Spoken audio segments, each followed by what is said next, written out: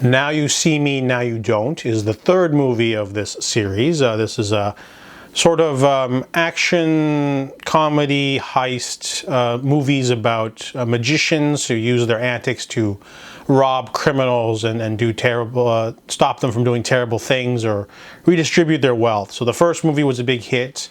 The second movie, didn't really explain some of the magic system, so it kind of threw people for a loop, but it's still entertaining. But it came out many years ago. It didn't have Isla Fisher, and they replaced her with another lady. And this movie sort of brings things back to basics because, they're kind of introduced three new illusionists. There's Roscoe, June, and Charlie. The three of them do a magic show showcasing the Horsemen who aren't together anymore in order to rob someone. They are tracked by Atlas, who shows up and he doesn't like the fact that they use them for their magic show. However, he received a card from the Eye, which tells them they need to do a new heist. They need to steal the heart diamond from Veronica Vanderberg. She is a villainous woman who uses diamonds to money launder criminals' money. So they have to go steal that diamond. They do a mini heist. And then while they're escaping, they bump into all the other horsemen who are also contacted by the Eye. So we got the return of Merritt, Henley, and Wilder. And then now we got 7 magicians versus 1 criminal enterprise.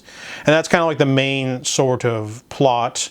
However, there's obviously always a twist in there, and plenty of action scenes in this one. It's definitely turn off your brain enjoyable cinema. It's definitely not too cerebral.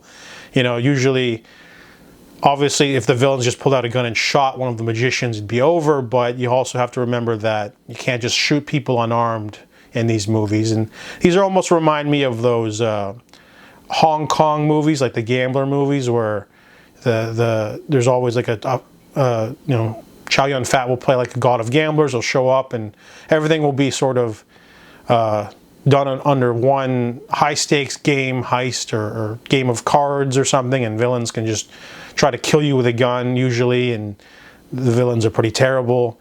But this is very similar. It's very enjoyable. It doesn't take a lot of brain power. It does kind of waste Rosamund Pike with a goofy accent, but really good cast, and it's just it's a entertainment movie. That's all it is. It's low bar for me. So I give Now You See Me 3 a 6 out of 10.